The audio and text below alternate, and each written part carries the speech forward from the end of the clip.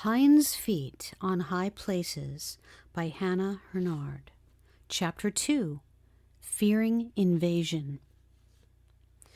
Much Afraid woke early the next morning, and all her fears were gone. Her first thought was, probably sometime today I am to start for the high places with the shepherd. This so excited her that she could hardly eat her breakfast, and as she began making arrangements for her departure, she could not help singing. It seemed to her that ever since the seed of love had been planted in her heart, songs of joy were welling up in her innermost being, and the songs which best expressed this new happiness and thankfulness were from the old book which the shepherds so loved to use as they worked among the flocks and led them to the pastures. As she carried out the simple arrangements the shepherd had told her to make, she sang another of these songs. Now when the king at table sits, my spikenard smelleth sweet, and myrrh and camphire from my store I pour upon his feet. My thankful love must be displayed, he loved and wooed a beggar maid. Ye daughters of Jerusalem, I'm black to look upon, as goatskin tents, but also as the tent of Solomon. Without I bear the marks of sin, but love's adorning is within. Despise me not that I am black. The sun hath burned my face, my mother's children hated me, and drove me from my place. In their vineyards I toiled and wept, but mine own vineyard have not kept.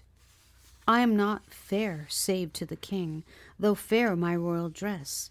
His kingly grace is lavished on my need and worthlessness. My blemishes he will not see, but loves the beauty that shall be. Cantabile 1:12-15 and 5 and 6.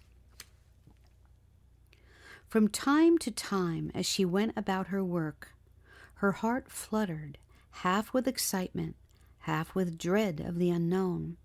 But whenever she remembered the thorn in her heart, she tingled from head to foot with the same mysterious sweetness. Love was for her, too, even for her crippled little Much Afraid.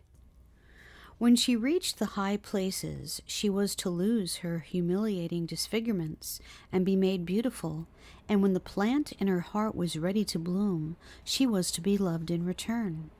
Even as she thought of this, doubt mingled with the sweetness. Surely, it could not possibly be true, just a beautiful dream, but not reality. Oh, I am afraid it won't ever happen, she would say to herself, and then when she thought of the shepherd, her heart quickened again, and she would run to the door or window to see if he were coming to call her. The morning wore on, and still he had not come, but just after midday something else came, an invasion by her terrible relatives. All of a sudden, before she realized what was happening, they were upon her. There was tramping of feet and clamor of voices, and then she was surrounded by a whole army of aunts and uncles and cousins. Craven, however, was not with them. The family, hearing of his reception the evening before and realizing that she shrank from him with peculiar dread and terror, had decided that it would not be wise to take him with them. They were determined to overrule Much Afraid's objections to the marriage, and if possible get her out of the cottage and into one of their own dwelling places. Their plan was to make a bold attack while she would be alone in the cottage, and the shepherd far away with his flocks, so they hoped she would be at their mercy. She could not be forcibly abducted in broad daylight. There were too many of the shepherd's servants in the village who would instantly come to her assistance. However, they knew Much Afraid's timidity and weakness, and they believed that if there were enough of them present, they could cow her into consenting to go with them to the mansion of old Lord Fearing. Then they would have her in their power. The old lord himself was actually with them, assuring her in a fatherly tone of voice that they had come with the kindest and friendliest intentions. He understood that she had some objections to the proposed marriage, and he wanted to have the opportunity of quietly talking them over with her, to see if he could set them at rest. It seemed to him that it was a suitable and attractive match in every way, and that there must be some extraordinary misconception in her mind which a little understanding talked together would set right. If not, he assured her kindly, he would not permit her to be married against her will. When he had finished, a babel of other fearing voices broke in, reasoning with her and making all sorts of suggestions. The fact was, they told her that she had cut herself off from her relatives for so long. It was now quite apparent that she had all kinds of strange notions about their feelings and intentions toward her. It was really only right that she should now spend a little time with them, and thus give them the opportunity of proving that she had misjudged and misunderstood them.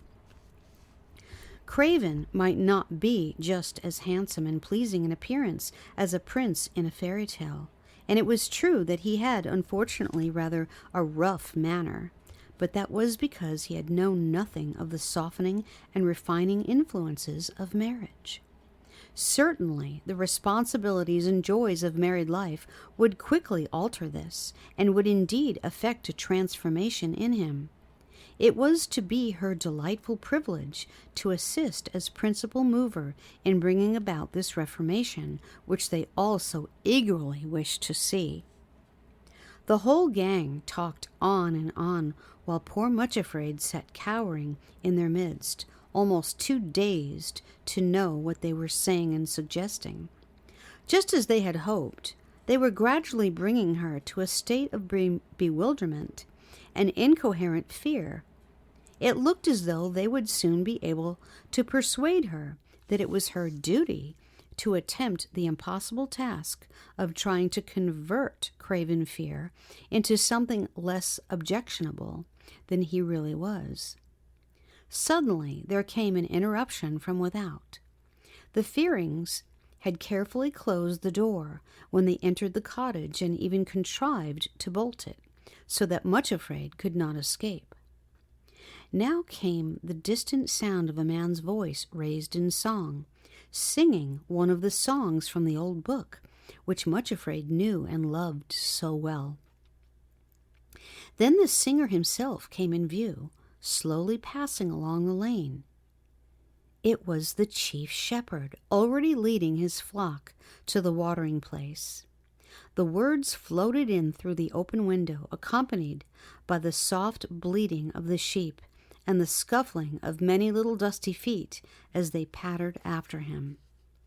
It seemed as though all other sounds were hushed to stillness on that quiet summer afternoon, as the shepherds sang while passing the cottage.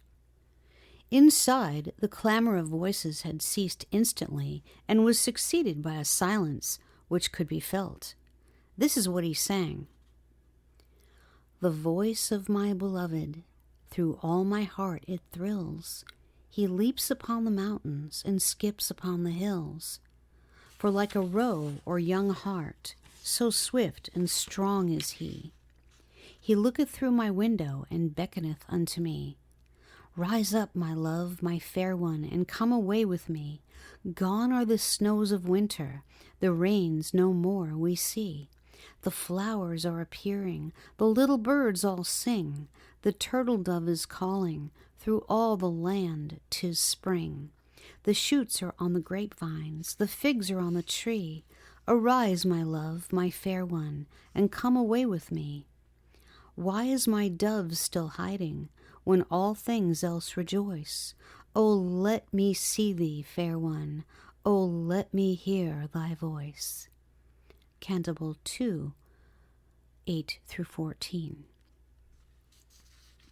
As she sat listening in the cottage, Much-Afraid knew with a pang of agonizing pain that the shepherd was calling her to go with him to the mountains. This was the secret signal he had promised, and he had said that she must be ready to leave instantly, the moment she heard it. Now here she was, locked inside her own cottage, beleaguered by her terrible fears and unable to respond in any way to his call, or even to give any sign of her need. There was one moment, indeed, when the song first started and everyone was startled into silence, when she might have called to him to come and help her.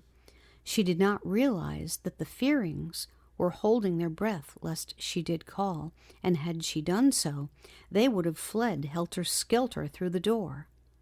However, she was too stunned with fear to seize the opportunity, and then it was too late.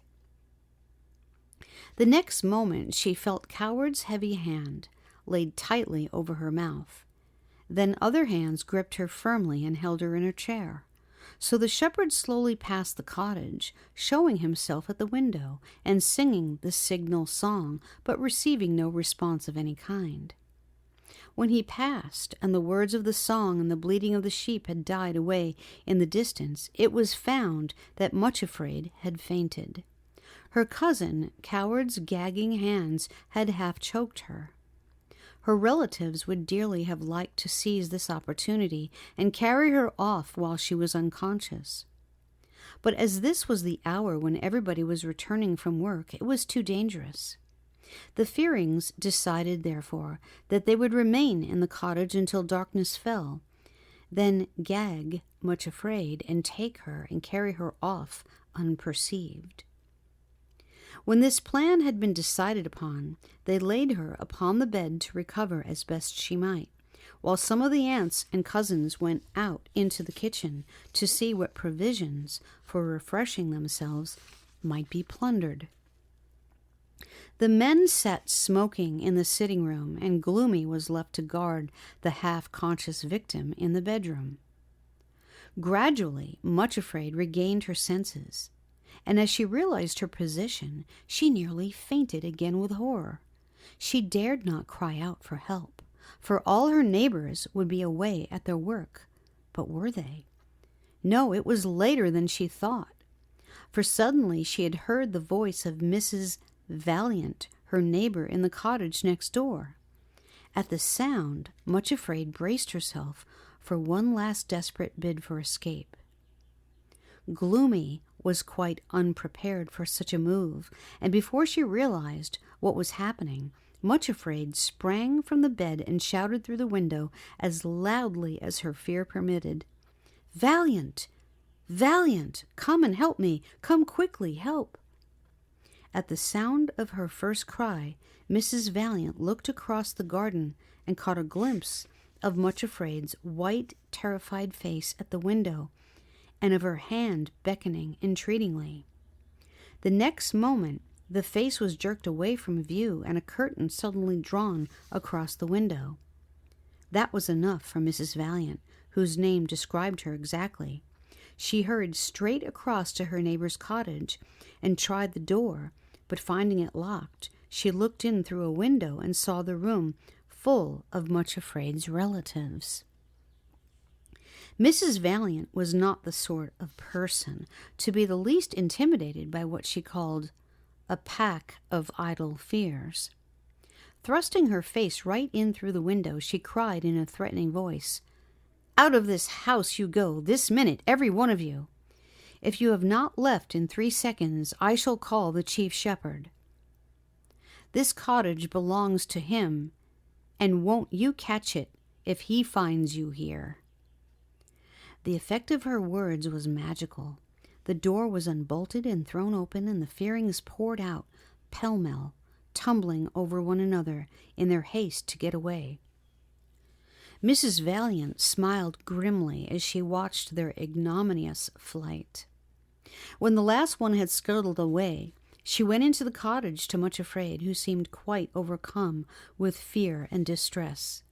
Little by little, she learned the story of those hours of torment and the plan to kidnap the poor victim after darkness fell. Mrs. Valiant hardly knew herself what it was to feel fear, and had just routed the whole gang of Fearings single-handedly. She felt much inclined to adopt a bracing attitude and to chide the silly girl for not standing up to her relatives at once, boldly repulsing them before they got her into their clutches.